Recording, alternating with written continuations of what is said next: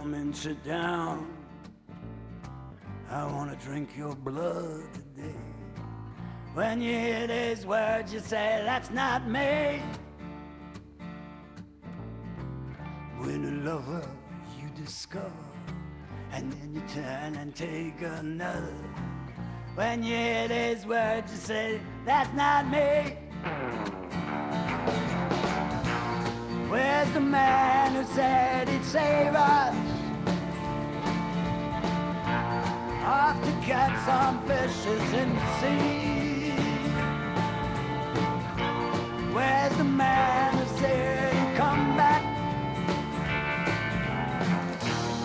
Dead and gone in some mystic dream.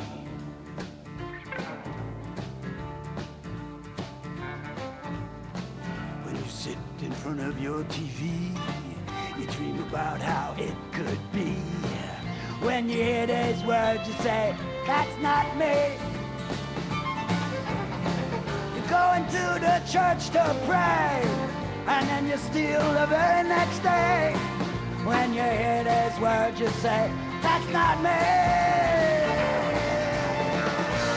Where's the man who said he'd save us? Up to catch some. Bonsoir, vous êtes bien sur la radio Ici et Maintenant, donc vous pouvez nous écouter sur la bande FM qui est sur 95.2 ou alors sur notre site internet radio-ici-et-maintenant.com pour une émission avec Jean-Paul Bourg ce soir, La nature est en colère. Salut Mathias.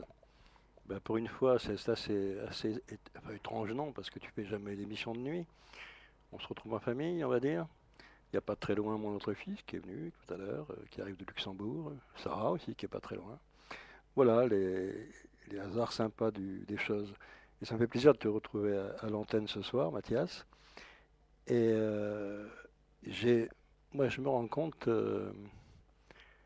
quand je regarde la vidéo, là, je me suis rasé avec un coupe-papier, tu vois. Je veux dire que ça fait 15 jours, c'est n'importe quoi. Il faut peut-être laisser se faire la nature toute seule. Hein, Non, là je déconne. Bon, peu importe. Bon, c'est pas le sujet, de me raser ou pas raser. Bon, ça me rase de parler que je me suis pas rasé. Bon, j'ai retrouvé un vieux générique que je passais dans les années 90 sur Radio Ici et Maintenant pour lancer mon émission. Ça remonte à pas mal d'années, ça. Eh bien, on va commencer l'émission avec ce vieux générique. Attends. Bourgeois de mes couilles! Je suis l'anarchiste de Dieu!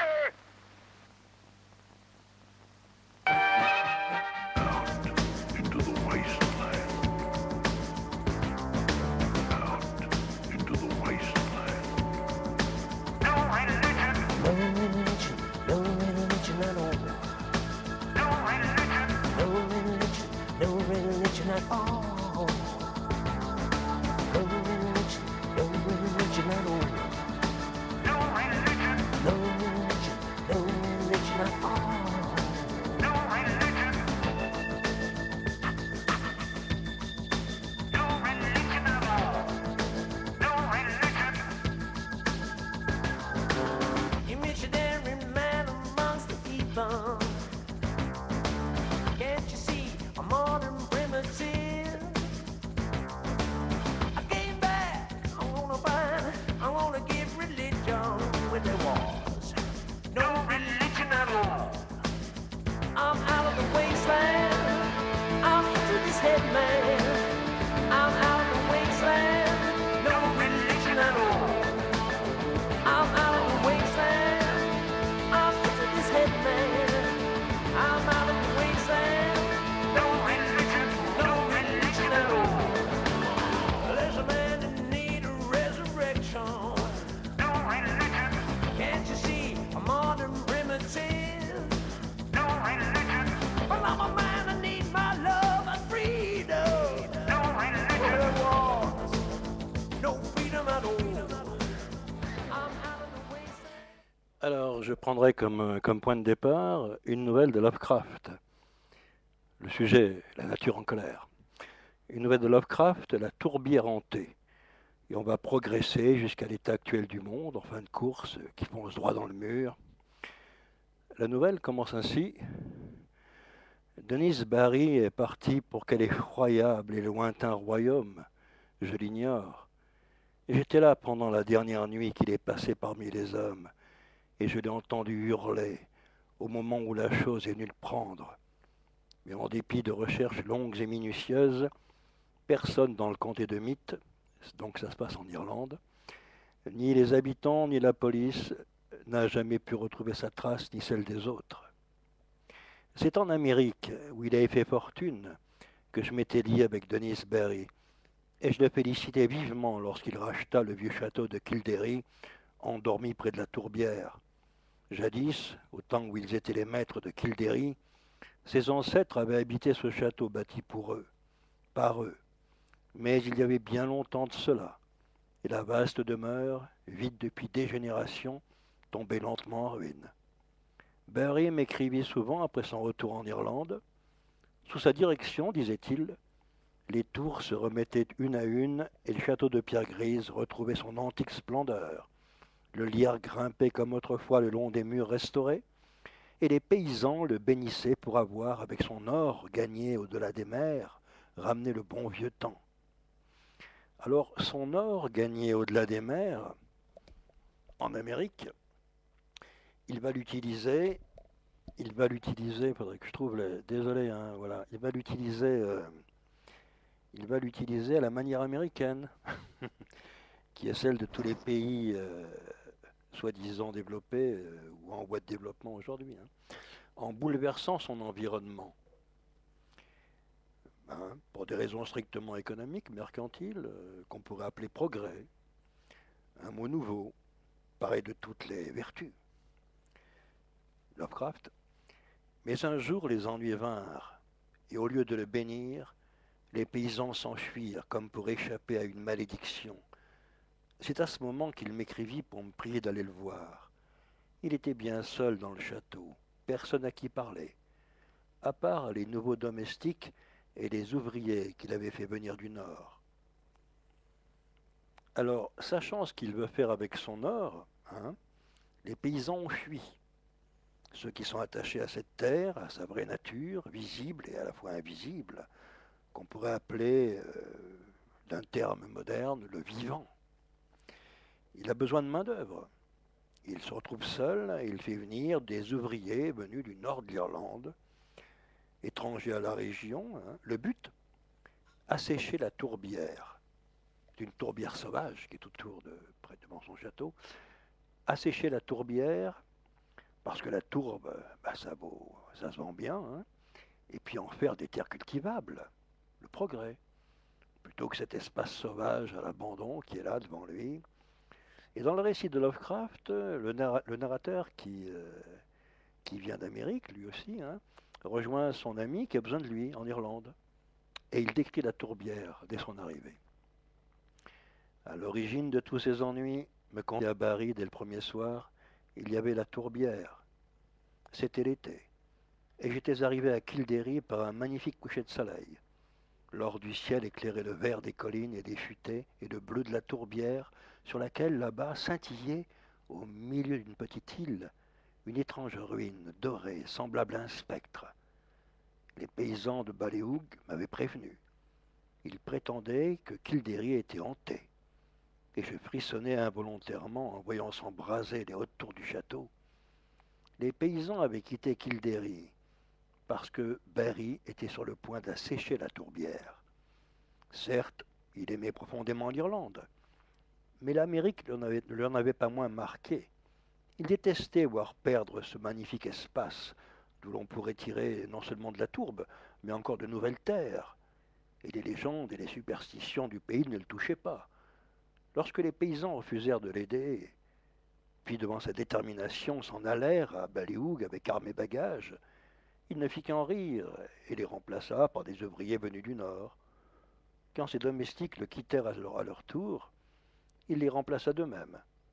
Mais la vie était bien triste, avec tous ces gens qui lui étaient étrangers. C'est pourquoi il m'avait demandé de venir. Alors les légendes, les superstitions, on pourrait dire aujourd'hui, liées à la tourbière, que les paysans connaissaient.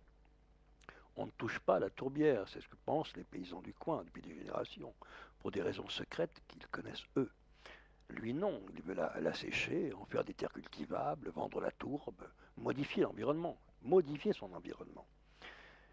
Il y a ce rapport subtil, hein, tu es d'accord, elle comprend tout en plus. Oui, bien sûr, elle appartient à la nature, au vivant.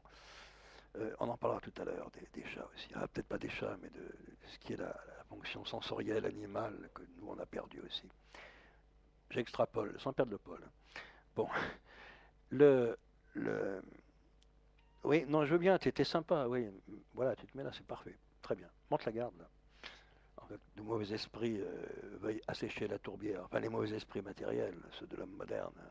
Je parle au chat, pas pourquoi. Bon, je reviens à mon texte. Le rapport subtil avec la nature, qui en général n'est qu'un spectacle pour les yeux, hein, une apparence. Les énergies qui la composent, et pour les anciens, ces énergies sont des esprits qui ont une activité vivante. Ce qu'on voit n'est pas ce qu'on croit voir. Hein. Le maître du lieu, c'est pas celui qui a restauré le château avec son or, mais ces divinités locales qui habitent la tourbière bien avant que le château soit construit. D'accord, vous ne croyez pas aux fées, aux elfes, aux gnomes, aux esprits du vieux paganisme, attachés à un bosquet sacré, à une source, un lac, un rocher. Mais vous croyez à la résurrection pour les croyants de la chair dans le catholicisme, dans le christianisme. C'est énorme. Ça pose aucun problème, aucune superstition là. On ressuscite dans un corps physique, spiritualisé, mais la chair ressuscite. Enfin, j'extrapole sans perdre le pôle, je veux dire. Hein. C'est là où le monothéisme est beaucoup plus superstitieux et immatériel que l'était l'ancien paganisme, qui était relié matériellement, énergétiquement à la nature.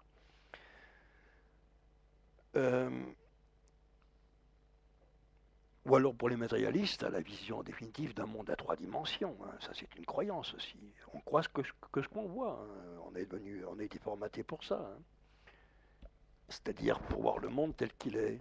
La table fonctionnelle, l'arbre c'est un arbre, on a nommé les choses. Le dictionnaire est plein d'objets, de choses nommées. On a donné des définitions à toutes les choses. Et ces définitions, quand on les relit, sont purement superficielles. Elles ne touchent pas l'essence profonde de ce qui est dit. Arbre dans le dictionnaire, ou lac, rivière. Cherchez la définition, vous verrez. Ça coule de source, on pourrait dire. C'est une vision strictement superficielle qui ne touche pas au mystère de ce qui est, de ce qu'on croit définir. Ce qu'on ne peut pas définir sans le contact avec le vivant. Donc, la tourbière est hantée, c'est ce que disent les paysans, c'est-à-dire elle est habitée par des esprits liés à ce lieu. C'est une vieille croyance populaire. Lui, il arrive d'Amérique avec son or, il veut assécher la tourbière. Pour lui, il en rigole de toutes ses superstitions et ses croyances, évidemment. C'est-à-dire qu'elle est habitée, la tourbière, par d'autres formes de vie hein, que les gens du château ou les paysans groupés dans les fermes. Les paysans groupés dans les fermes sont attachés à cette tradition. On a vu que lorsqu'ils décident d'assécher la tourbière avec son or, ils quittent leur ferme, ils quittent le lieu et ils s'en vont. Puisqu'il fait venir des ouvriers du Nord pour les remplacer, pour travailler, pour faire ce travail. Les anciens, ils n'avaient pas rompu le contact avec ces énergies vivantes, hein, ces autres formes de vie qui peuplaient les campagnes, ce que le chamanisme approche d'une manière sensorielle, vivante, comme on pourrait dire, quasiment matérielle, au sens de ce qu'est la matière, un tourbillon d'énergie vivante, et non pas la solidification comme ça, je me cogne à la table, elle est solide. Ben non, elle n'est pas solide. C'est un tourbillonnement d'énergie. On a été formaté depuis alors là, le point de départ dans le temps, on pourrait remonter très loin. Formaté pour voir les choses comme on nous les montre, en fonction d'une ligne droite, d'une chronologie, d'une apparence. On a nommé les choses, on l'a bien dit, pour sécuriser aussi, dans l'inconscient, pour évacuer la peur. On appelle un arbre un arbre. Pour les anciens, le mot arbre n'existait pas, c'est un mot moderne. Il portait plutôt le nom de l'esprit qu'ils sentaient vivre à l'intérieur de l'arbre.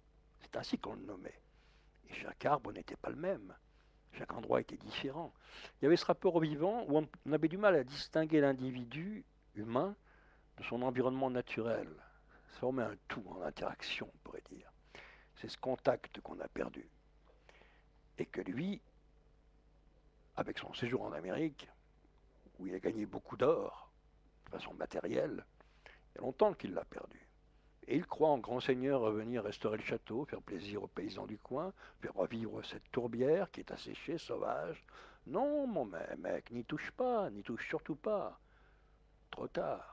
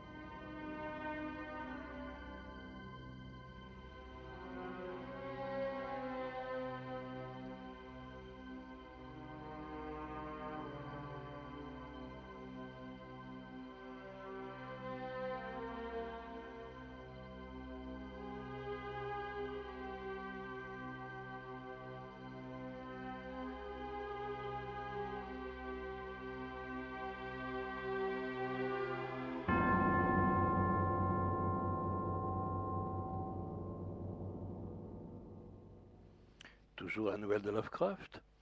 En apprenant pourquoi les gens du pays s'étaient enfuis, je me mis à rire moi aussi, car leurs craintes étaient du genre le plus vague, le plus étrange et le plus absurde qui soit.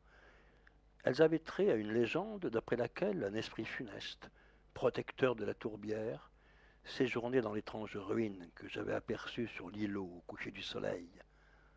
On racontait que des lumières y dansaient par les nuits sans lune, et qu'un vent froid y soufflait, alors que la nuit était chaude. Il était également question d'une ville de pierre imaginaire, ensevelie sous la surface marécageuse, et d'esprits planant au-dessus de l'eau. Parmi ces légendes, il y en avait une qui revenait souvent, et qui faisait l'unanimité absolue. D'après elle, l'homme qui oserait toucher à l'immense marée rougeâtre, ou l'assécher, serait maudit. Il y avait des secrets, disaient les paysans, qu'il ne fallait pas dévoiler, des secrets cachés, depuis que la peste avait frappé les enfants de Partholon, au jour fabuleux que l'histoire ignore. Il est dit dans le livre des envahisseurs que tout avait été enseveli. Les vieillards de Kildare prétendaient qu'une ville avait été épargnée, grâce à la déesse de la lune, sa protectrice.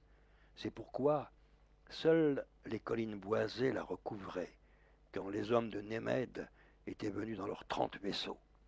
Dans cette nouvelle, sans donner d'explication, Lovecraft fait référence à Partholon, on l'a vu, et ensuite à un second peuple, Némède, en Irlande. Bien oui, il faut lire le livre des Conquêtes, c'est un livre qui raconte l'histoire mythique de la vieille Irlande, Partholon et Némède. Alors on n'oublie pas où se trouve le type revenu d'Amérique avec son or, il est en Irlande, hein, ok, dans le comté du Mythe, qui est bien connu, une terre peuplée par les légendes nord-européennes. Partholon, dans le Liber Gabala, le livre des Conquêtes, c'est le premier peuple qui s'installe en Irlande. Hein. Puis vient le peuple de Némède, dont parle Lovecraft, hein, qui est lié au dieu Cernunnos, le dieu au bois de cerf, le maître de la forêt. Je lis dans le livre des Conquêtes que connaissait Lovecraft, puisqu'il cite les premiers habitants d'Irlande mythique. En Irlande, Cernunnos est appelé Némède, le sacré. Il est le chef de la deuxième race qui s'installa dans l'île, après celle de Partholon. Némède était un avatar de Cernunnos, et son peuple, le peuple cerf. Dès qu'il posa le pied sur l'île, leur chef, Tuan MacKerrill, se transforma aussitôt en cerf. Puis viendront les Tuatha Dé Danann, tous des peuples d'origine divine, disait-on, qui transmirent leur magie aux Gaëls. Alors on est dans ce que Tolkien appelle la féerie, au sens anglais du mot, hein, et non pas la féerie comme on le conçoit aujourd'hui quand on dit c'est féerique. Important de lire ce que dit Tolkien sur cette autre perception du monde qu'on a perdu, la féerie. Ce que dit Tolkien, quelques lignes. La féerie comprend mainte autre chose que les elfes et les fées, ou les nains, les sorcières, les trolls, les géants et les dragons. Elle englobe les mers, le soleil, la lune, le ciel, et aussi la terre et tout ce qu'elle contient, l'arbre et l'oiseau, l'eau et la pierre, le vin et le pain, et nous-mêmes, hommes mortels, quand nous sommes enchantés. Tout est dit. L'enchantement, être en état d'enchantement, au sens chamanique, hein, avec aussi le danger, l'épreuve et la peur. Et au-delà, une conscience liée à la nature tout entière, connue par les chamans de l'ancienne histoire, à laquelle ils étaient reliés par des espèces de terminaisons nerveuses, émotionnelles, vibratoires, particulières, reliées à la nature, ce contact rompu. Comme la forêt de Brocéliande, en Bretagne, qui n'est plus aujourd'hui qu'une forêt pour bobos et pour touristes, sauf pour celui qui sait voir et qui sait entendre.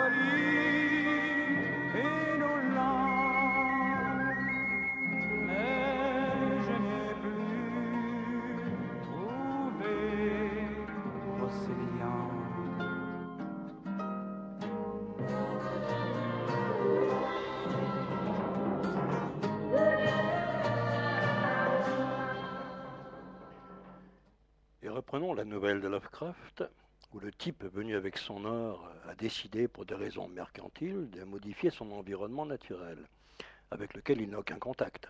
Les paysans, oui, ceux du lieu, et c'est pour ça qu'ils ont fui. Il s'en fout, il lui faut des mecs pour bosser, il engage des ouvriers venus du Nord, un pays, ils n'ont jamais connu cette région.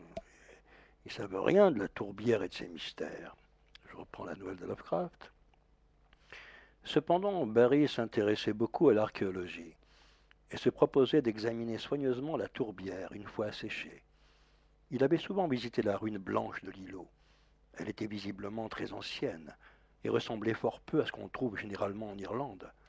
Mais elle était trop délabrée pour révéler l'époque de sa splendeur. Les travaux d'assèchement allaient bientôt commencer. Les ouvriers venus du nord allaient dépouiller la tourbière interdite de sa mousse verte et de sa bruyère rougeâtre. On ne verrait plus les minuscules ruisseaux pavés de coquillages, ni les calmes étangs bleus bordés de roseaux. Alors le narrateur, qui arrive d'Amérique rencontrer son copain donc, qui est fatigué par le voyage, gagne sa chambre dans une des ailes du château. Et alors, je reprends Lovecraft. Un domestique me conduisit à ma chambre dans une tourelle éloignée, surplombant le village, la tourbière et la plaine voisine. De mes fenêtres, je voyais, éclairées par la lune, les maisons silencieuses qui, depuis que les paysans s'étaient enfuis, abritaient les hommes du Nord. Je voyais également l'église paroissiale avec sa flèche ancienne, et là-bas, de l'autre côté de la tourbière, la ruine sur son îlot, blanche et brillante comme un spectre. Au moment de m'endormir, j'ai cru entendre au loin de faibles sons primitifs et vaguement musicaux qui, par l'agitation où ils me mirent, influencèrent mes rêves. Mais le lendemain, à mon réveil, je fus convaincu que je m'étais trompé, car les visions que j'avais eues étaient bien plus extraordinaires que les sons d'un pipeau dans la nuit. Fasciné par les légendes que Berry m'avait rapportées, j'avais erré en songe dans une ville imposante, située dans une vallée fertile, où tout, rues et statues de marbre, villas et temples, sculptures, inscriptions. Quand je racontais mon rêve à Barry, nous en rîmes tous les deux. Mais c'est moi qui riais le plus fort. Lui-même était très préoccupé. En effet, les ouvriers qu'il avait fait venir du Nord s'étaient, pour la deuxième fois, réveillés fort tard, lentement et avec difficulté, se conduisant comme s'ils n'avaient pas pris aucun repos. Et l'on savait qu'ils s'étaient tous couchés de bonne heure la veille au soir. Alors oui, il y a eu cette étrange musique qui est descendue dans son rêve pendant son sommeil. Comme on dirait aujourd'hui, il a rêvé, c'est tout, hein, ok. Et un deuxième phénomène étrange. Les ouvriers du Nord, qui ont remplacé les paysans qui ont fui, ils se sont réveillés, je cite, ils se sont réveillés fort tard, lentement et avec difficulté, comme s'ils n'avaient pris aucun repos, alors qu'ils se sont tous couchés de bonne heure. La nouvelle de Lovecraft, toujours. Le matin et l'après-midi, je me promenais seul dans le village ensoleillé, parlant de temps en temps aux ouvriers inoccupés, pendant que Barry s'affairait aux derniers préparatifs. Ces hommes n'étaient guère heureux, et presque tous avaient l'air tourmentés par un rêve dont le souvenir leur échappait. Je leur racontais le mien. Ils s'y intéressèrent seulement quand je fis illusion aux airs mystérieux que j'avais cru entendre. Ils me lancèrent alors un curieux regard et me dirent qu'eux aussi se souvenaient vaguement d'une musique étrange.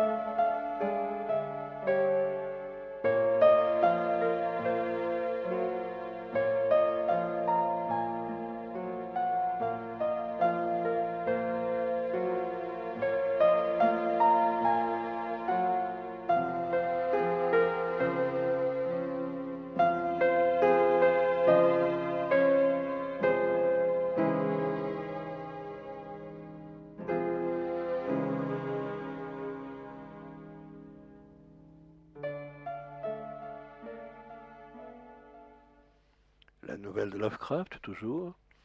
Le soir, au cours du dîner, Barry m'annonça que les travaux d'assèchement commenceraient le lendemain. J'en fus heureux, car, tout en regrettant de voir disparaître la mousse et la bruyère, les ruisseaux et les étangs, je désirais de plus en plus vivement découvrir les antiques secrets enfouis sous la tourbe. Cette nuit-là, mes rêves de pipeau et de péristyle connurent une fin brutale et inquiétante. Je vis la cité de la vallée frappée par la peste. Puis les collines boisées s'écroulèrent et ensevelirent les cadavres dans les rues. Seul échappa à la destruction le temple d'Artémis, dans mon rêve, au sommet de la colline, où gisait la vieille Cléa, prêtresse de la lune, une couronne d'ivoire sur sa chevelure d'argent. Alors, lui, il est plus sensible à la vie secrète de la tourbière que Denis Barry, son ami, revenu d'Amérique avec son or pour assécher la tourbière. C'est une sorte de rêve chamanique qu'il a fait, un déplacement de la conscience qui lui permet de voir comme un chaman, un visionnaire. Alors n'oublions pas que Lovecraft prend la place du narrateur dans le récit et que Lovecraft dit que bien souvent les nouvelles qu'il écrit lui sont dictées pendant ses rêves, que ses rêves lui servent de connexion avec ce qu'il appelle les grands anciens ou d'autres esprits. Et à partir de ses rêves, Lovecraft puise dans ses rêves auxquels il croit la substance même des livres qu'il écrit. Il n'y a pas de fracture entre le rêve et l'écriture de Lovecraft, tel qu'il en parle. Poursuivons la nouvelle de Lovecraft. J'ai dit que je m'éveillais brusquement en proie à la terreur. Pendant quelques instants, je ne sus si je dormais ou si je veillais, car mes oreilles résonnaient encore du son des pipeaux. Mais voyant se dessiner sur le sol, sous les rayons glacés de la lune, les contours d'une fenêtre gothique, j'estimais que je devais être éveillé dans ma chambre de Kildare. Puis une horloge éloignée sonna 2 heures, et je n'eus plus aucun doute. Le son lointain des pipeaux continuait à me parvenir, jouant des airs sauvages et mystérieux, évocateurs de danses de faune. Énervé, incapable de dormir, je me levai d'un bond et me mis à arpenter la pièce. C'est par hasard que j'allai à la fenêtre du nord, d'où je voyais le village endormi et la plaine au bord de la tourbière. Je n'avais nulle envie de porter plus loin mes regards, car je désirais surtout retrouver le sommeil. Mais le son des pipeaux ne cessait de me tourmenter, et il me fallait faire ou voir quelque chose. Comment aurais-je pu soupçonner ce dont j'allais être témoin?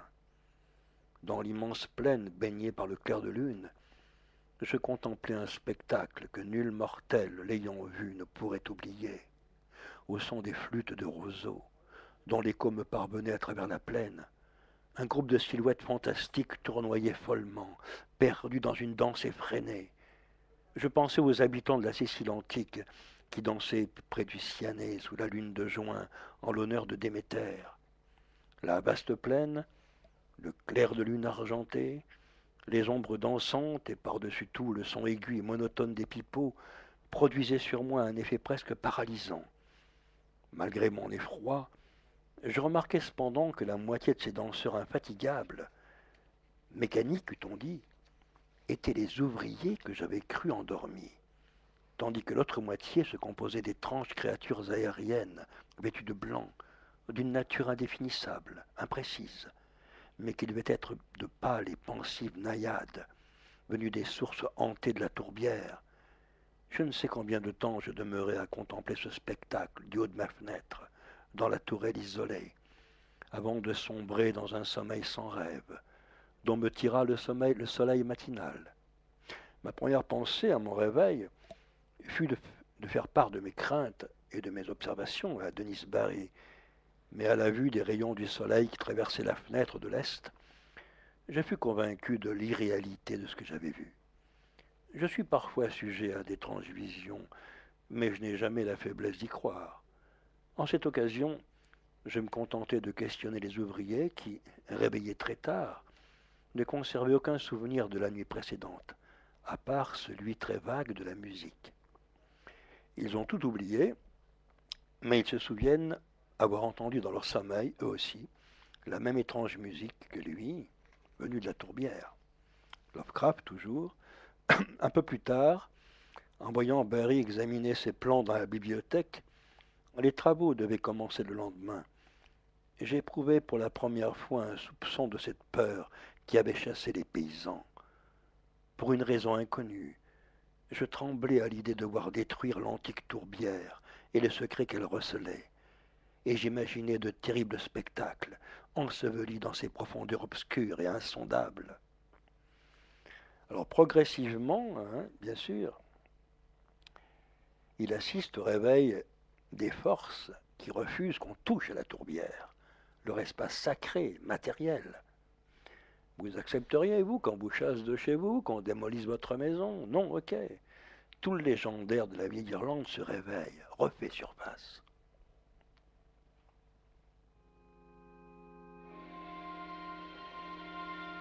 Far over the misty mountains rise, leave us standing upon the height. What was before, we see once more. Is our kingdom a distant light? Fiery mountain beneath the moon, the words unspoken will be there soon. For home a song that echoes on, and all who find us will know the tune. Some folk we never forget, some kind we never forget, haven't seen the back of us. We'll fight as long as we live, all eyes on the hidden, to the lonely mountain. We'll ride in the gathering storm until we get our long-forgotten goal.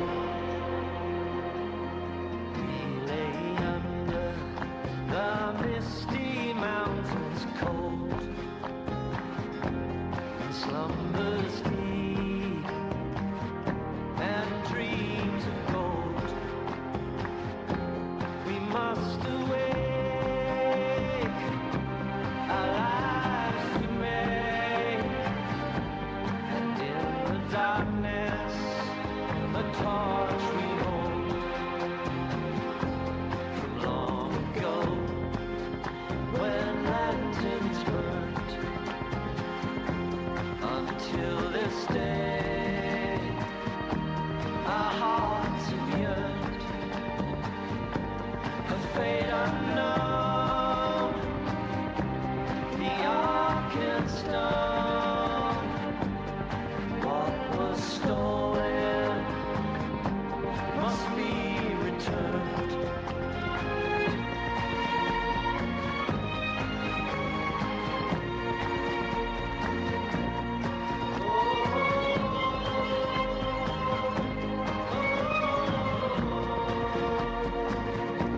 We must away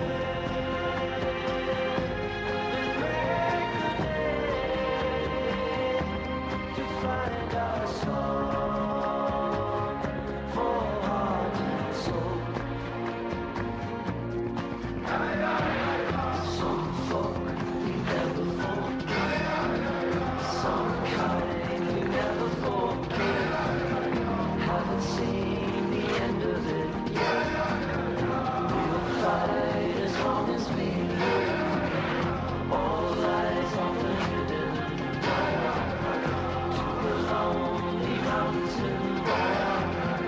We'll ride in the gathering storm till we get our long-forgotten gold. Far away. Alors, autre phénomène, les ouvriers qui travaillent à la tourbière et occupent les maisons des paysans qui ont fui le lieu, certains ont disparu. Alors ils ont peut-être quitté la région, hein, terrifiés, à moins qu'il s'agisse d'autre chose. La fin de la nouvelle de Lovecraft. J'allais jusqu'à entretenir Barry de ces questions sans en avoir l'air, mais il éclata de rire et je n'osais continuer. Aussi gardai-je le silence lorsque le soleil couchant inonda de sa lumière les collines lointaines, pendant que Kildary se transformait en un brasier rouge et doré, qui semblait de fâcheux présages. Les événements de la nuit furent-ils réels ou imaginaires? Je ne le saurai jamais avec certitude. Ils dépassent incontestablement tout ce qu'on peut imaginer sur Terre ou dans l'univers. Mais comment expliquer normalement ces disparitions que personne n'ignore plus maintenant? Je me retirai de bonne heure, vaguement alarmé, incapable pendant un long moment de trouver le sommeil dans le mystérieux silence de la tour. Il faisait très sombre, car la lune était à son décours et ne devait pas se lever avant le petit matin. Étendu sur mon lit, je pensais à Denis Barry et au sort qui attendait la tourbière, une fois le jour venu. Et j'eus tout à coup une envie folle de me sauver dans la nuit, de prendre la voiture de Barry et de m'enfuir à Ballyhoogue, loin des terres menacées. Mais je m'endormis, avant de mettre mon projet à exécution, et revis en rêve la ville de la vallée, froide et morte, sous un linceul d'ombre hideuse. Ce fut sans doute le son aigu des pipeaux qui m'éveilla, mais je ne m'en rendis pas compte tout de suite. Quand j'ouvris les yeux, j'étais couché le dos à la fenêtre de l'est, celle qui donnait sur la tourbière. C'est de ce côté que la lune devait se lever. Je m'attendais donc à voir sa lumière se refléter sur le mur d'en face, mais je ne pouvais prévoir le spectacle qui m'attendait. Il y avait bien de la lumière sur le mur, mais ce n'était pas celle de la lune. Venant de la fenêtre gothique, une aveuglante lumière rouge, merveilleuse et terrible à la fois, baignait la pièce. Mon premier mouvement fut étrange en l'occurrence, mais ce n'est que dans les romans qu'on accomplit des gestes dramatiques et attendus. Au lieu de chercher à découvrir la source de cette clarté surnaturelle, j'évitais, en proie à une terreur panique, de porter mes regards vers la fenêtre, et je tirais maladroitement mes couvertures, dans le vague dessein de m'en servir pour me sauver. Je me rappelle aussi avoir saisi mon revolver et mon chapeau, mais avant la fin de l'aventure, je les avais perdus tous les deux, sans avoir tiré un seul coup de feu, ni m'être coiffé. Au bout d'un instant, la fascination qu'exerçait sur moi cette lueur rouge prit le pas sur la peur, et je me glissai jusqu'à la fenêtre de l'est, pour voir ce qui se passait dehors. Le gémissement des pipeaux déchaînés remplissait le château et le village tout entier. Au-dessus de la tourbière, une lumière éblouissante, provenant de la ruine de l'îlot, coulait à flot, écarlate et sinistre. Quant à l'aspect de la ruine elle-même, comment le décrire? Je devais être fou en cet instant. Je la voyais se dresser, intacte et splendide, entourée de colonnes majestueuses. L'entablement où se reflétaient des flammes semblait traverser le ciel comme celui d'un temple situé au sommet d'une montagne. Au son perçant des pipeaux vint soudain se joindre un roulement de tambour. Étreint par l'angoisse, je crus discerner des formes dansantes dont la silhouette grotesque se détachait sur le marbre lumineux. L'impression était inouïe, et je serais resté indéfiniment en contemplation, ayant peine à en croire mes yeux, si, à ma gauche, le son des pipeaux n'avait paru brusquement s'enfler. Tremblant d'une peur curieusement mêlée d'extase, je traversai la pièce pour aller à la fenêtre du nord, d'où l'on découvrait le village et la plaine. Alors mes yeux se dilatèrent de surprise, comme s'ils ne venaient pas déjà de contempler un spectacle surnaturel. Dans la plaine inondée d'une épouvantable lumière rouge, avançait un cortège de créatures, comme on en voit dans les cauchemars. D'une allure mi-glissante, mi-flottante, les naïades vêtues de blanc retournaient lentement vers les eaux tranquilles de la ruine, vers l'îlot, groupées comme les danseuses des cérémonies antiques. Guidées par le son détestable d'invisibles pipeaux et obéissant à un rythme mystérieux, elles faisaient signe de leurs bras onduleux et translucides à la foule des ouvriers qui les suivaient comme des chiens d'une démarche d'aveugle ou de fou, entraînés, semblait-il, par une force diabolique, maladroite mais irrésistible. Au moment où les naïades, dans leur marche inexorable, approchaient de la tourbière, je vis sortir du château, par une porte située très au-dessous de ma fenêtre, une nouvelle file d'êtres zigzagant et titubants, tels des hommes ivres. Ils traversèrent à tâtons la cour et une partie du village et rejoignirent dans la plaine la colonne trébuchante. En dépit de la distance, je reconnus aussitôt les domestiques venus du nord. C'est ainsi que je discernai la silhouette difforme du cuisinier, dont la laideur même devenait indiciblement tragique en cet instant, et toujours l'horrible son des pipeaux, que suivait celui des tambours. Arrivés près de l'eau, les naïades y entrèrent seules, une à une, gracieuses et muettes, et les autres, sans ralentir un instant, les y suivirent maladroitement et disparurent dans un jaillissement de bulles malsaines, à peine visibles dans cette lumière écarlate. Lorsque le gros cuisinier, le dernier de ces pathétiques traînards, se fut enfoncé lourdement dans l'étang funeste, les pipeaux et les tambours se turent. Les rayons aveuglants qui venaient de la ruine s'éteignirent brusquement, et le village maudit demeura vide et lamentable sous les pâles rayons de la lune nouvelle. J'avais maintenant l'impression de me débattre dans un chaos indestructible, ne sachant si j'étais fou ou sain d'esprit, endormi ou réveillé. Je ne fus sauvé que grâce à un engourdissement miséricordieux. Je crois m'être donné dans le ridicule en adressant des prières à Artémis, Latone, Déméter, Perséphone et Pluton. Tous les souvenirs classiques de ma jeunesse me remontaient aux lèvres, et l'horreur de la situation faisait renaître en moi des superstitions bien cachées. Je me rendais compte que j'avais été le témoin de la disparition totale d'un village, et je savais que j'étais seul dans le château, avec Denise Barry, dont l'audace était à l'origine de cette malédiction. En pensant à lui, de nouvelles terreurs m'assaillirent, et je me laissai tomber à terre, non pas évanoui, mais accablé. Puis je sentis le vent glacial qui entrait par la fenêtre de l'est, du côté où s'était levée la lune, et tout à coup, j'entendis au-dessus de moi des hurlements qui ne tardèrent pas à atteindre une intensité et un caractère tel que les mots manquent pour les décrire, et que je suis près de m'évanouir en y pensant. Tout ce que je puis dire, c'est que l'être qui les poussait avait naguère été mon ami.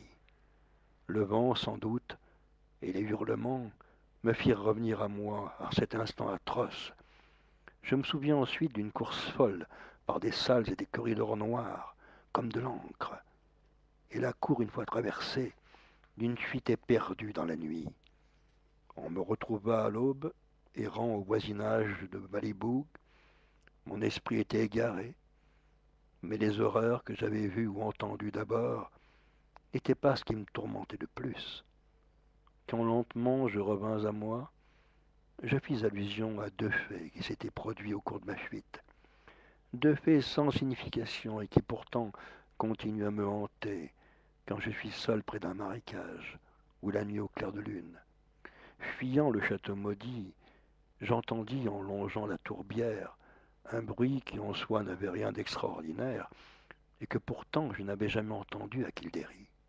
Les eaux stagnantes, complètement privées jusqu'à-là de toute vie animale, débordaient maintenant d'une horde d'énormes grenouilles visqueuses, dont les cris aigus et incessants contrastaient étrangement avec leur taille. Brillantes, vertes et bouffies, elles semblaient contempler le clair de lune. Et suivant leur regard, je fus témoin d'un spectacle qui me mit hors de moi. Allant directement de l'étrange ruine de l'îlot jusqu'à la lune, s'étendait un rayon faible, lumineux, sans aucun reflet. Dans ma fièvre, je crus voir monter lentement sur ce blême chemin une ombre mince et convulsée, une ombre vague et qui luttait dans d'effroyables contorsions contre d'invisibles démons qui semblaient l'entraîner. Cette ombre hideuse semblait à mon esprit égaré un portrait monstrueux, une inconcevable caricature de cauchemar, une effigie sacrilège de celui qui avait été Denise Barry. Denise Barry, lui et son or, et sa tentative d'assèchement de la tourbière, victime des gardiens du lieu, entraînée sous une forme hideuse, loin loin de son monde matériel, qu'il croyait plié à sa volonté, loin sans doute dans une autre dimension de l'espace et du temps.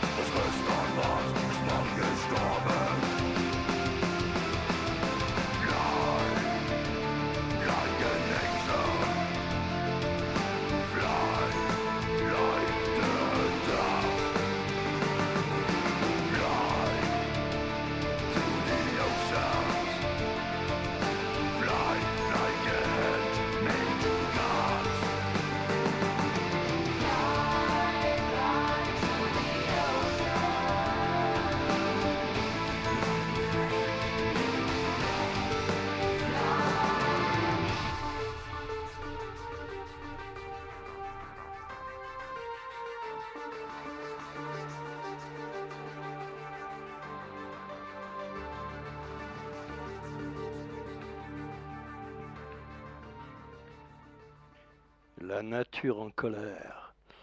Pas celle des touristes qu'on photographie du bout des doigts, comme si elle n'était qu'un spectacle figé, un décor naturel, comme on dit, un simple décor donc, sur lequel l'homme règne en maître, l'apprenti sorcier avec deux neurones, qui détruit les forêts, construit des Babylones de pierre, pollue l'air, les rivières, détruit chaque jour un peu plus.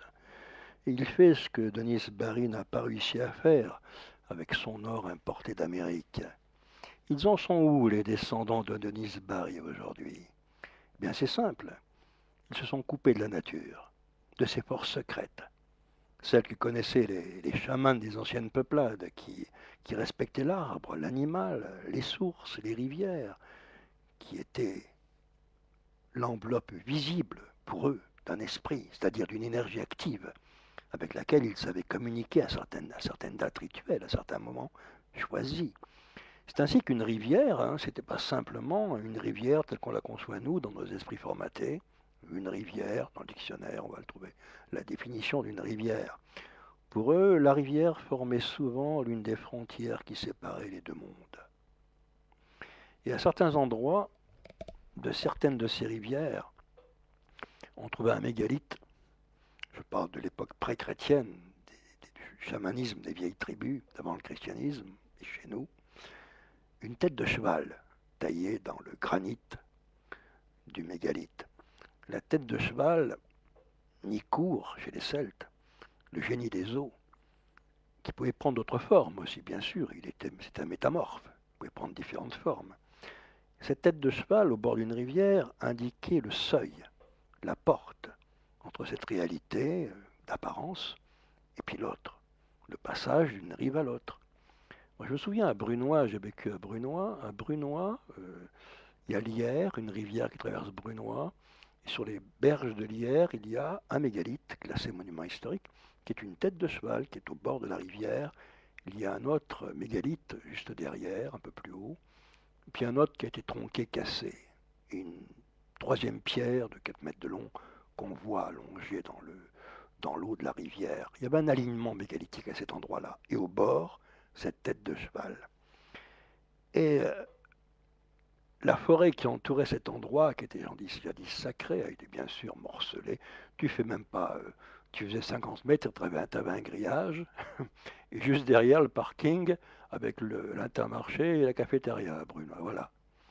Et les gens, la plupart des gens, venaient mettre leurs saloperies, des sacs poubelles éventrés sur les bords, les berges de l'Yerre, tout autour de ce mégalithe, là. Je le sais, je suis descendu au bord et j'ai vu ça. Des sacs éventrés, des couches de bébés, des trucs de poubelles, des trucs de chats, des sueurs, des bouteilles, des boîtes, des saloperies. La poubelle, c'était la poubelle. Et personne en ville, la mairie de Brunoy, que je dénonce, n'a fait le ménage et n'a nettoyé, c'était normal. Moi, tout seul, j'allais chercher des sacs poubelles, ces grands sacs de plastique de plusieurs litres. Je faisais moi le ménage, tout seul, autour du mégalithe, l'après-midi à Brunoy. Je ramassais des saloperies. J'ai rempli des grands sacs. Tu crois que j'allais les amener dans les poubelles de Brunoy? D'abord, il faut déjà les trouver. Hein. J'ai pas de GPS pour les retrouver, les poubelles de Brunoy. J'allais sur le parking de la cafétéria, juste derrière. Et je déversais leur merde. Je leur rendais leur merde. J'ai déversé des tonnes, pas des tonnes, des sacs d'ordures. En nettoyant cette partie autour du mégalithe, là où ils mettaient leurs poubelles. Retour à l'envoyeur. J'allais avec mes sacs et je leur ai déversé ça sur le parking de la cafétéria à Brunoy. Et au passage de l'an 2000, il y a eu cette fameuse tempête dont tout le monde se souvient. J'étais à Brunoy à l'époque, qui avait tout englouti, couché des arbres, arraché les toitures des maisons, englouti les berges de l'Yerre. Et seul ce mégalithe à tête de cheval émergeait, comme un phare, ou une sentinelle victorieuse d'un coup, comme ça, qui émerge de l'eau, après que la nature ait répondu à l'homme. La nature en colère, elle ne s'explique pas seulement par les sciences, mais aussi parce que la science n'a pas encore compris. Hein. La science n'a pas tout compris, on s'en doute. Juste un exemple. Un physicien de la physique des particules qui étudiait la matière, qui avait compris ce qu'était la réalité, ce qu'on croit être la réalité, c'est-à-dire qu'un microscope électronique nous ferait voir la table comme un tourbillon d'énergie qui pulse. Et si on agrandit au fur et à mesure, si on pouvait de plus en plus agrandir ce qu'est la substance même de cette matière, on déboucherait sur des espaces infinis, galactiques, dans la matière même qui est là, avec un microscope électronique. De la même manière qu'on explore l'espace interstellaire autour de nous, dans la matière qui nous est proche. Celle-là, ici, l'infini, à l'intérieur, des systèmes galactiques entiers, observables, scientifiquement observables. Et ce scientifique avait, à force de pratiquer ce genre d'expérience sur qu'est-ce que la réalité, est-ce que c'est celle qu'on voit, la table? Est-ce que c'est celle que grossit le microscope? Un peu plus. On la voit différemment. On voit des scories, on voit des crevasses, on voit presque un monde lunaire quasiment. C'est toujours la table. Hein. On peut grossir encore. Là, on ne comprend plus. Là. Molécules, tourbillons, vitesse particulière. C'est plus de la matière palpable et solide. C'est la table toujours. Enfin, le point de départ. La même matière. Donc, ce physicien, on dit, hein, l'histoire est peut-être qu'une allégorie, me raconte ça. Quand il rentrait chez lui, il avait collé des semelles de plomb à ses pantoufles. Il mettait des pantoufles chez lui. Pourquoi? Parce qu'en pantoufles, rentrant chez lui, il était tellement imprégné, comme un chaman, je veux dire, sensoriellement de son expérience, qu'étant sur son plancher, chez lui dans sa chambre, il avait l'impression immédiate de passer à travers le plancher. Un vertige incroyable, un vertige qui l'absorbait. Donc ces semelles de plomb sous ses pantoufles faisaient en sorte qu'il collait au sol. Il voulait un amarrage, un ancrage, pour ne pas perdre, pour ne pas disparaître, peut-être pas, mais pour calmer ce vertige qui le hantait. Son expérience avait induit en lui, avait réveillé en lui d'autres formes de réalité qu'on ne voit pas, évidemment. On viendrait fou. Nos esprits ont été formatés d'une certaine manière que si on fait péter les digues, sans le travail que faisaient les chamans, le long apprentissage de la nouvelle vision, de l'ancienne vision, ça dépend à quel moment on se situe, faire péter les digues, c'est les eaux qui submergent ton esprit et te font basculer de l'autre côté, puisque le monde, lui, n'est pas dans cette vision-là de la réalité.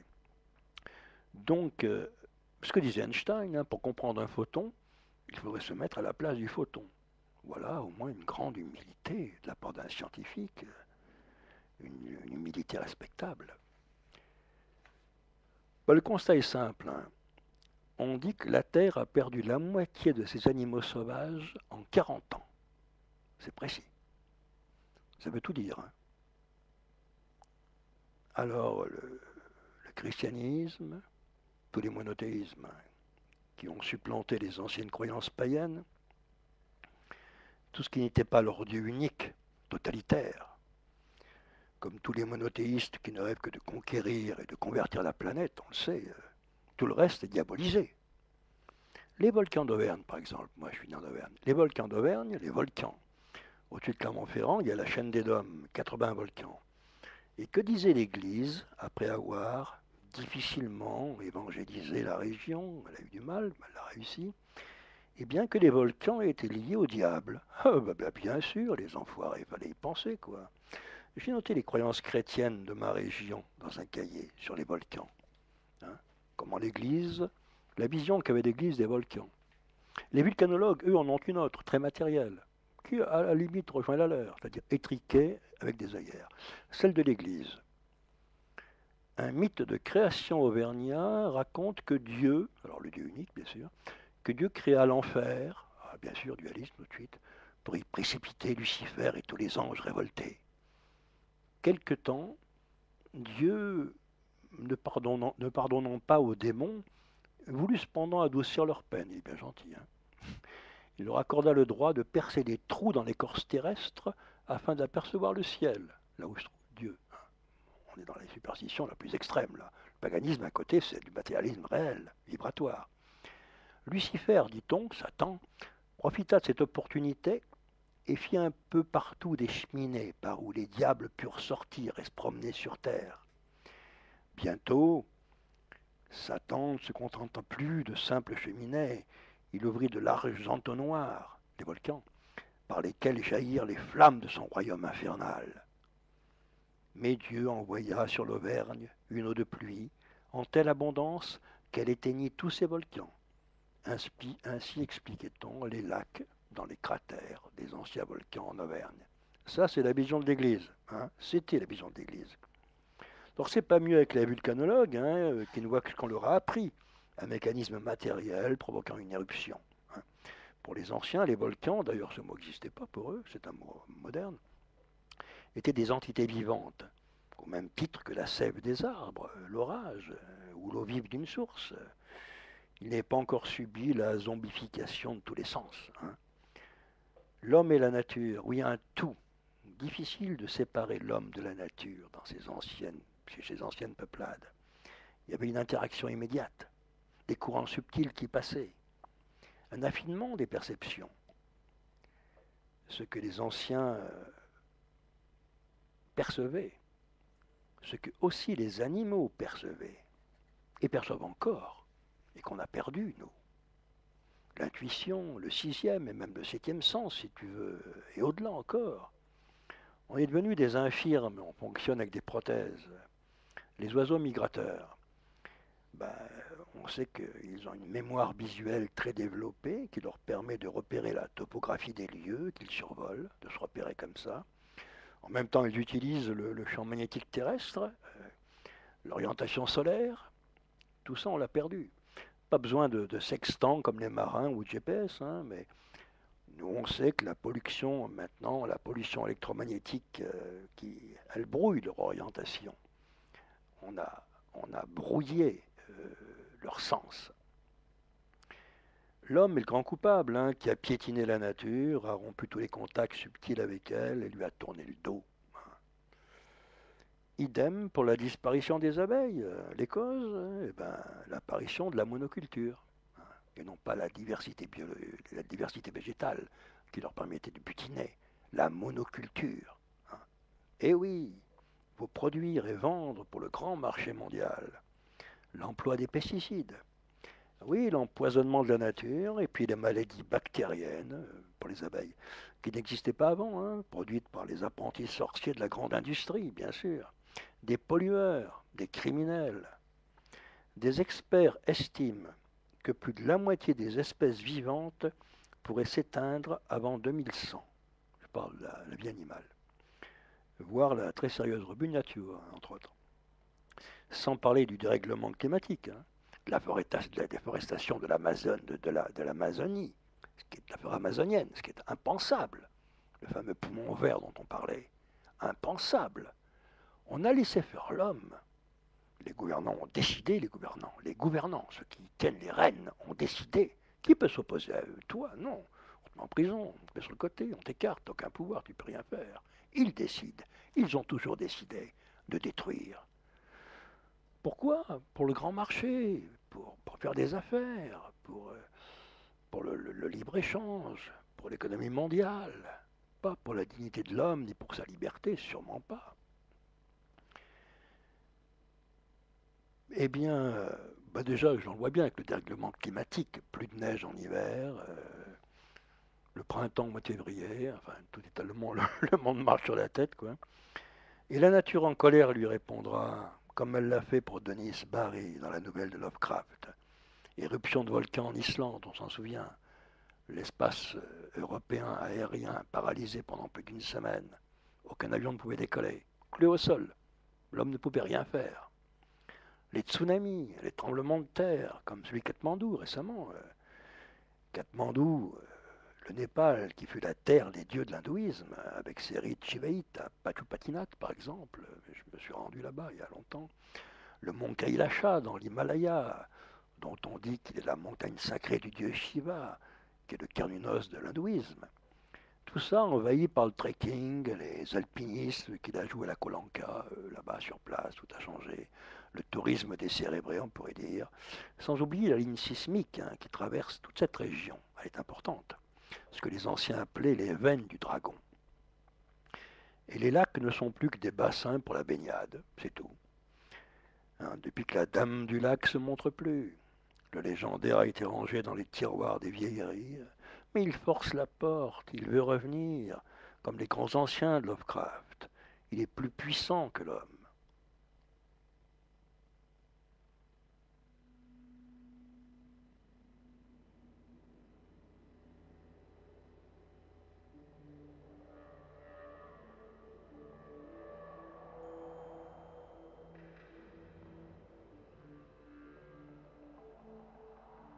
Quand la brume tourbillonne sous le soleil blanc, on voit passer des licornes dodelinant. Elles viennent, mon gentilhomme, de fortune au mon parent, porter les clés du royaume à la belle au bois dormant. Quand le vent est sur la lande, sur l'eau des marais, on voit s'en venir d'Irlande quelques chevaliers. Ils viennent, mon gentilhomme, dans nos pays de tyrans, porter les clés du royaume pour nos cœurs dormants. Longue, longue est la portée de l'arc qui décoche la flèche pour la dame du lac.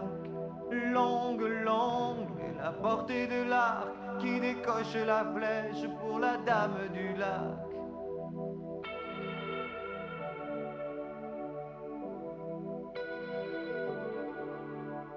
Ce ne sont pas des légendes, ce sont pas des chansons. Dans l'écorce, il y a l'amande, dans le verre le papillon. Je chante mon gentilhomme, oh, pour que tous les passants cherchent les clés du royaume par n'importe quel temps. Je chante mon gentilhomme pour donner la paix avec des joueurs de cromone et des cornemusiers.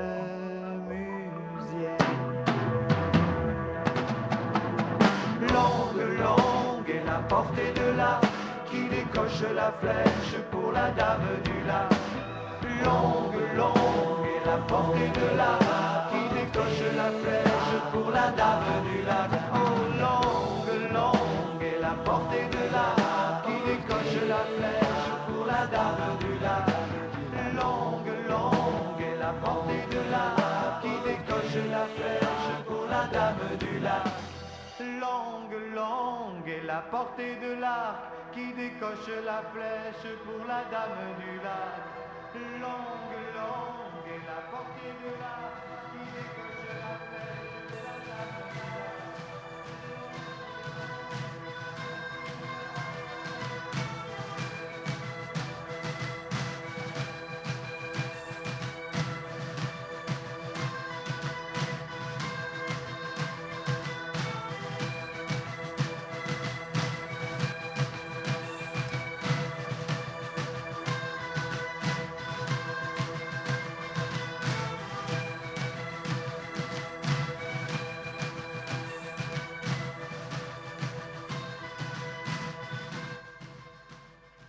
Et tout s'est accéléré au XIXe siècle et surtout au XXe siècle. L'exode rural, la fuite des paysans, pas pour les mêmes raisons que Lovecraft. Les marchands d'illusions leur ont promis la vie facile, un salaire mensuel, des remboursements de soins médicaux, une vie réglée, sans peur pour les lendemains. On voit où on en est, avec la faillite des banques, les emplois précaires, la misère dans les villes, la malbouffe, l'empoisonnement de l'air. Et celui des esprits aussi. Les campagnes sont vides, ou alors on les utilise pour la monoculture ou le tourisme de masse.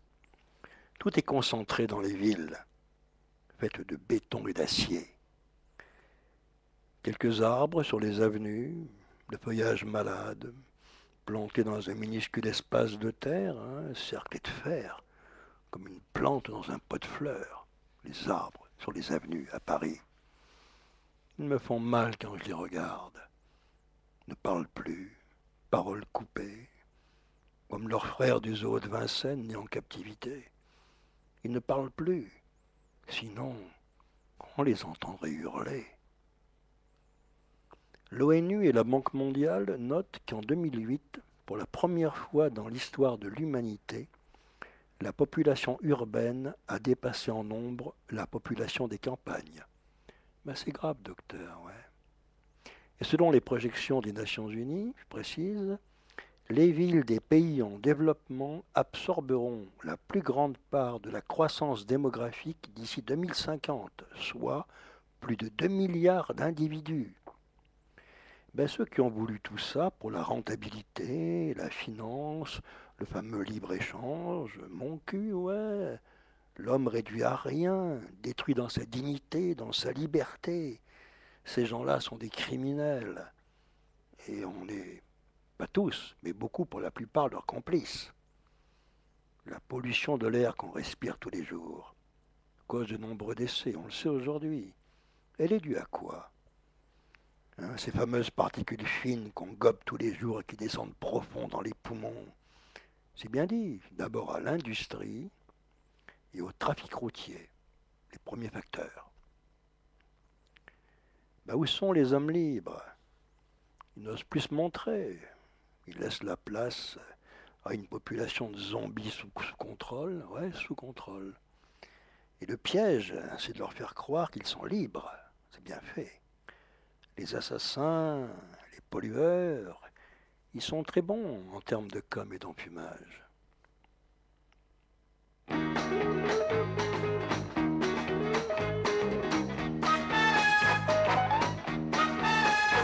Dans un building de 20 étages, l'été comme l'hiver, tu travailles pour une société de 100 000 actionnaires. Ton nom ici n'existe pas, tu n'es qu'un numéro. Pour être sûr de te garder, on te donne ce qu'il faut, rien n'est à toi. Tu ne vaux pas un seul centime, tout appartient à la société anonyme. Rien n'est à toi, tu ne vaux pas un seul centime, tout appartient à la société anonyme. Afin d'augmenter leur standing, un jour la société a fait construire près du building une belle cité. On est en qualité d'autorité, voici l'appartement. Pour le paiement tout est réglé, on vous aidera maintenant, rien n'est à toi. Tu ne vaux pas un seul centime, tout appartient à la société anonyme. Rien n'est à toi, non, tu ne vaux pas un seul centime, tout appartient à la société anonyme. Pour les week-ends, on est gentil, on te prête une auto. Elle est graissée, elle est lavée, une 23 chevaux. Ta petite amie te voit de loin quand tu viens la chercher, car sur les portes on lit très bien le nom de la société. Rien n'est à toi, tu ne vaux pas un seul centime, tout appartient à la société anonyme. Rien n'est à toi, tu ne vaux pas un seul centime, tout appartient à la société anonyme. Après 30 ans d'indure-labeur courbé par l'ambition, si même tu finis directeur à monsieur au grand nom, que feras-tu quand t'arriveras le jour de l'addition? Lorsque les gens près de Saint-Pierre ensemble te diront rien n'est à toi, il ne vaut pas un seul centime, tout appartient à la société anonyme. Rien n'est à toi, non, non, tu ne vaux pas un seul centime, tout appartient à la société anonyme. Rien n'est à toi, non, tu ne vaux pas un seul centime, tout appartient à la société anonyme. Et on parle dans les croyances chamaniques de la vieille Europe de l'homme vert, le Silandar, celui qui est caché au sein de la forêt. Il y aura ainsi des lieux préservés auxquels l'homme n'a pas accès, des espèces de Robin des Bois chamaniques comme ça, des veilleurs, peut-être sur un autre plan de réalité, que la physique quantique vérifiera un jour. Je lis, celui qui est caché au sein de la forêt, il nous avait observés, il nous avait fait une offrande de nourriture. C'était là sa façon de nous souhaiter la bienvenue. Les créatures cachées sont des êtres très âgés. Lorsque la terre, au moment de la création, était encore toute fraîche de rosée, ils habitaient déjà la région. Lorsque les hommes apparurent, ils se retirèrent dans les forêts, où ils se sont mis à attendre et à observer. Ils observent tout, savent tout ce qui se passe à proximité de la moindre feuille dans l'ombre. Ils prennent soin des arbres et des animaux qui s'abritent sous leur feuillage. À l'intérieur du cercle formé par les arbres, ce sont les gardiens de la forêt. Cette vieille légende celtique parle de gardiens de la forêt. Alors, on peut aller en forêt, tu ne les verras pas. Tiens, salut, tu vas bien? Tiens, il est là, le gardien de la forêt. Tout se passe sur un certain plan de réalité, c'est comme une fréquence. Quand tu cherches un poste de radio, il faut te caler sur la bonne fréquence, ce que tu cherches. Là, il faut être émotionnellement, sensoriellement. C'est une modification des sens qui permet de percevoir autrement et de voir ce qu'on ne voit pas. Ce qu'on a perdu et oublié, bien sûr, c'est-à-dire la relation avec, on dit invisible, c'est-à-dire invisible veut dire ce qui n'existe pas, ce qui est transparent, qu'on ne voit pas. Mais non, invisible, ça ne veut rien dire du tout. C'est simplement, je pense, oui, je peux retrouver cette histoire là, aussi dans le Grand Maulne, ce père en forêt, il saute un petit mur de pierre sans savoir pourquoi, oui, il ne sait pas où il est, et d'un seul coup, il découvre le domaine sans nom. Et il dit, le Grand Maulne, je l'ai découvert parce que j'étais à un tel niveau de pureté à ce moment-là, pas de pureté au sens moral, de pureté comme le cristal, que jamais je ne retrouverai cet instant-là. Seule la mort me ramènera le temps des fêtes perdues. C'est pas tout à fait des mots, mais c'est ça qui est dans le Grand Maulne. La mort, bon, c'est une formule, le passage, ou la modification des perceptions. Bien sûr, une autre manière de voir, comme les anciens savaient voir. Une chanson chantée, tiens, en vieil islandais. Je dis ça parce que les volcans d'Islande, l'un d'eux, à plusieurs reprises, se sont réveillés. Ils ont foutu un grand bordel dans l'espace européen, paralysant tout. Je les ai salués et célébrés lorsqu'ils ont explosé. Les canards les ont diabolisés d'un seul coup. Quoi, cette fumée toxique qui s'élève paralyse tout. Non, c'est le réveil de force supérieure à l'être humain. La preuve, c'est que l'homme puissant d'un seul coup se met à genoux et ne peut rien faire d'autre. Ce groupe qui s'appelle Tyr, nom d'un dieu de la mythologie scandinave, chante dans la langue locale des îles Féroé, des îles qui sont juste en dessous de l'Islande, dans leur dialecte.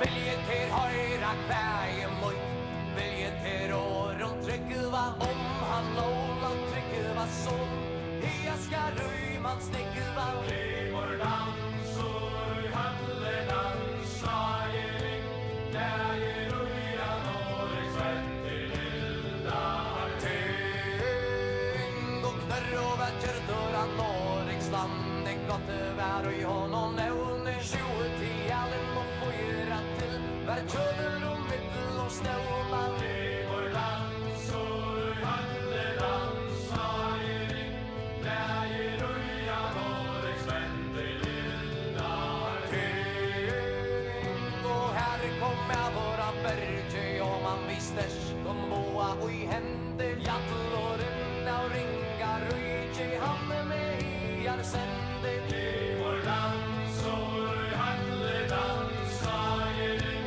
där i rujan och i svett i lilla tyng och ajenar skallet och nävna med en väl kan boa spänna tambar rejt om en människa boje örvar druvora ränna Lever dansor i halledans sajering där i rujan och i svett i lilla tyng och höjr to tät och unge med vår vitt to vimmer färra du skall vara min örva gaspor ormen att försvära Lever dansor i halledans sajering där i rujan och i svett i lilla tyng och king och tajre till strandar och man ryker män och rester långar och slår gör ett skallet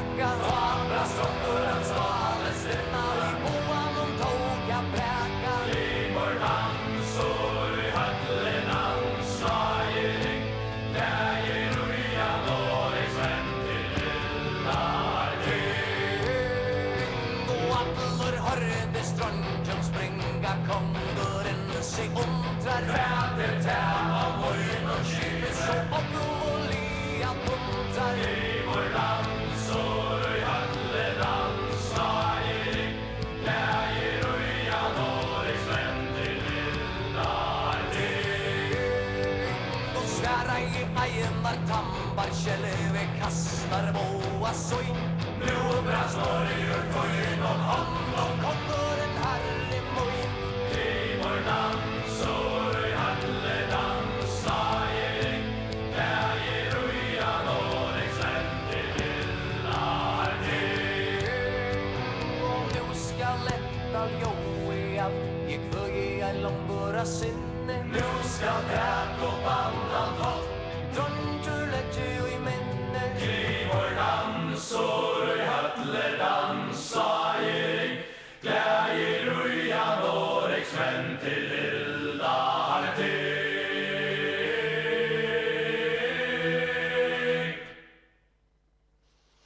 La nature en colère, oui, elle est plus puissante que l'homme, et elle finira par remporter la victoire. Elle fait que répondre à la blessure profonde qui lui a été faite. Volcan, tsunami, tremblement de terre. Le tsunami est toujours causé par un tremblement de terre, une éruption volcanique sous-marine. C'est un monstre impitoyable. Vous l'avez vu à l'œuvre? Ouais.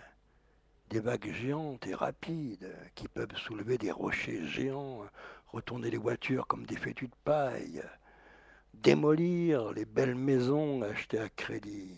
Aucune protection. Le tremblement de terre, les tremblements de terre que les anciens comparaient aux secousses d'un dragon endormi, ils ne sont pas tous naturels, comme on dit.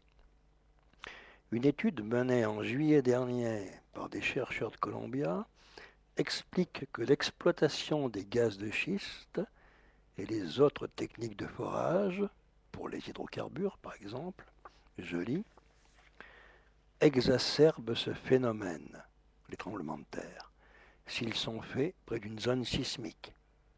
Alors vous étonnez pas si vous prenez un jour une comète sur la gueule, ok, d'accord. Alors on est des zombies fabriqués toutes pièces par ceux qui se croient aux commandes. Je dis bien qui se croient aux commandes.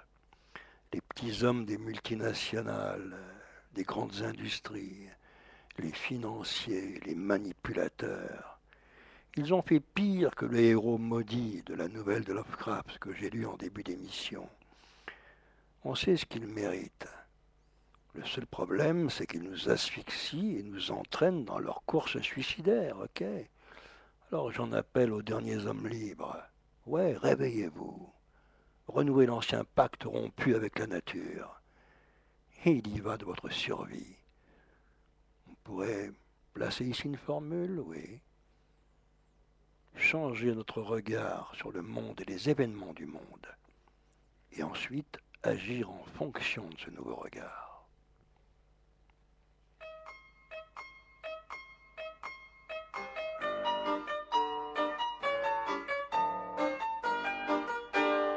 Sommeillant, je vois la nuit des crimes lourds où l'on saigne. Pauvre moi, pauvre de moi, l'outre est pleine à craquer. Au matin, comme il est âcre, le goût du vin maudit va, dépense tout mon crédit, car j'aurai soif aujourd'hui et rien ne va, plus rien ne va, pour vivre comme un homme, comme un homme, comme un homme droit, plus rien ne va, pour vivre comme un homme doit, dans tous les cabarets sans fond, où je m'enterre chaque nuit, je suis l'empereur des bouffons, le frère de n'importe qui, je vais vomir mon repentir au pied de tabernacle. Mais comment prier dans la fumée de l'encens des diacres? Rien ne va plus, rien ne va pour vivre comme un homme, comme un homme, comme un homme droit. Plus rien ne va pour vivre comme un homme doit et comme un vieux loup dans les bois.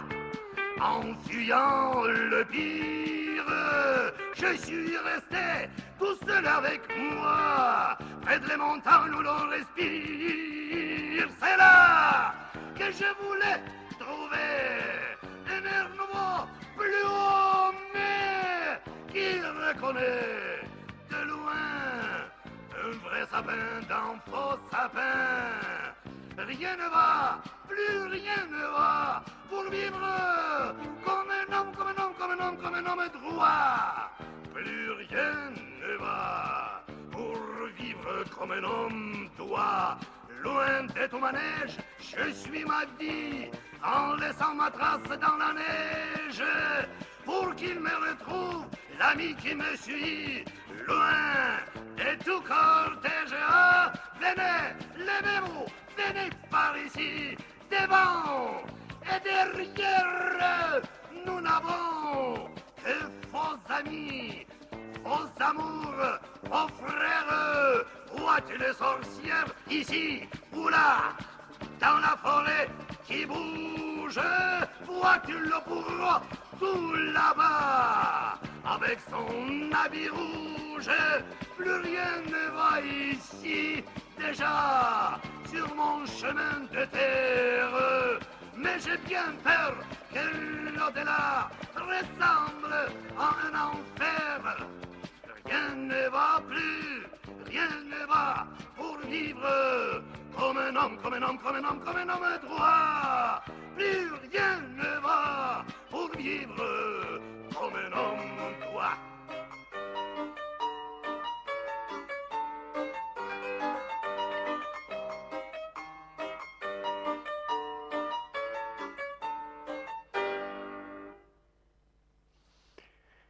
Bien, donc voilà, cette émission se termine ici. Mathias, je te remercie vraiment, parce que c'était pas prévu que tu viennes ce soir. Bah, y a pas de problème, merci à toi, écoute. Et tu m'as vraiment bien aidé, parce que j'avais un peu de mal avec la technique. Non, mais c'est rien, Vous retrouverez Mathias assez souvent à la radio, parce qu'il travaille maintenant sur Radio Ici et Maintenant. c'est ça. Moi, je vous retrouverai dans 15 jours pour une nouvelle émission en direct. La semaine prochaine, jeudi prochain, c'est aussi une émission que j'ai faite, mais ce sera une rediffusion. Vous pouvez réécouter cette émission demain, Mathias, sur Ici et Maintenant à 19h, c'est ça, hein? C'est ça. Et on te retrouve, toi, à l'antenne, j'imagine, pour une antenne libre ou autre chose? Assez fréquemment en général, je pense que ça va être pour des actualités l'après-midi, dans la semaine. Voilà, c'est pas encore fixé, mais ça, oui. Voilà, après-midi. Vraiment, encore merci. Puis merci, on l'a pas vu, mais à Francis, mon autre fils, qui est pas loin, derrière, qui vient d'arriver du Luxembourg. Il y a Sarah, ma fille aussi, qui est là. Sans le vouloir, ce soir, on s'est retrouvés en famille pour parler de quelque chose de très important pour nous et nos enfants aussi, c'est-à-dire l'état du monde tel qu'il est aujourd'hui. Moi, j'ai plus 20 ans, 15 ans, 16 ans, avec toute l'énergie pour transformer le monde. Mais,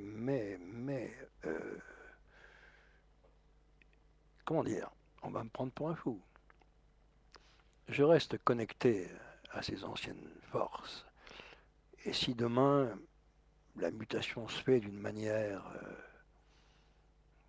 un peu à l'image des films comme Matrix, moi, je suis prêt aussi pour ce voyage-là. C'est-à-dire pour la traverser, toujours la traverser, sortir du piège, passer au-delà, explorer d'autres formes de réalité. Mais la nature qui nous entoure, je ne sais pas, quand on voit un brin d'herbe, une fleur, un ruisseau, moi, maintenant, il me vient parfois l'envie d'arracher l'herbe à poignée, de l'étreindre, de toucher parce qu'à Paris, dans les villes, c'est impossible. Et les villes vont s'agrandir de plus en plus. On est fait pour une urbanité galopante et misérable, où l'homme va crever. Sauf s'il y a, bien sûr, un clash, celui de la nature aidés par les hommes libres aussi, qui ont la possibilité aussi de se mettre en état de révolte. Ce qui est le propre de l'homme, la révolte. Dans un monde de coercition, ou comme dans les récits de science-fiction qu'on a dépassés depuis, où on te vide le cerveau, on le remplace par autre chose qui n'est plus ton cerveau, qui est une espèce de mécanisme nécessaire pour que cette société telle qu'elle est fonctionne comme ça. Tu n'es qu'un rouage. Relire Huxley, relire Orwell, oh, on en est loin, on a dépassé des milliers de fois la vision un peu naïve presque qu'ils avaient d'un État totalitaire. On est dans un système totalitaire, ok. Restons des hommes libres, malgré les risques. La mort, comme risque, on s'en fout, ça n'existe pas. Pour les anciens, elles n'existaient pas. Ouais, elles n'existaient pas, telles qu'on la conçoit. On nous a appris ça, la faim, la mort, la désespérance, la souffrance, la maladie, la déprime, le mal-être. Le mal-être, le mal-être. Alors que tu as en toi toute une énergie vivante, prête à se déployer. Il est où le mal-être? Il se combat comment? Par une véritable réaction aux forces d'enfermement. Bien sûr que l'arbre, sur les avenues, fermé dans son cercle de fer, qui dépérit, dont les feuilles sont malades, ne peut rien faire, je ne peux pas le déraciner, et le porter sur mon épaule comme le ferait un géant, et le replanter en forêt. Il est mort et perdu. Mais ne croyez pas ça. Si on prend la planète bleue, telle qu'on l'appelle, la surface peuplée par les hommes tout-puissants avec leur pouvoir, elle n'est pas si étendue que ça. Et la nature est là. Elle remplit tout le reste de l'espace. Elle se réveille. Quand je dis la nature, ce sont les forces qui sont derrière elle. La nature, ce n'est pas un décor. C'est une entité, on va dire, multiple, multiforme. C'est du vivant. Voilà, c'est du vivant. On ne tue pas le vivant, on pactise avec lui. Par contre, on s'oppose aux pollueurs et aux criminels qui ne sont jamais jugés, eux. Ouais. Par la violence, non, parce qu'on est perdant. Prison, mort, évidemment. On traitera de tous les noms. Il y a d'autres manières d'agir. Aider ces courants subtils et souterrains à émerger, comme Lovecraft le faisait en appelant à lui des grands anciens, quand il disait « c'est pas faire un pacte avec les grands anciens et les faire venir. En vérité, ils veulent revenir. Ils frappent à la porte dans l'autre sens. » C'est en ça que nous sommes gagnants. Nous, ceux qui sont proches des multiréalités, on va dire, qui n'ont pas perdu la vision magique, chamanique du monde, et tout simplement la vision de l'homme libre, qui n'est pas soumis à une société qui en a fait un zombie, décérébré, comme dans The Walking Dead. On est des survivants, pas des zombies. Ok, on porte l'arbalète s'il le faut. Merci Mathias. Merci à toi. On se voit rapidement, n'importe comment. Ouais, c'est sûr, on n'est pas très loin. One, two, one, two.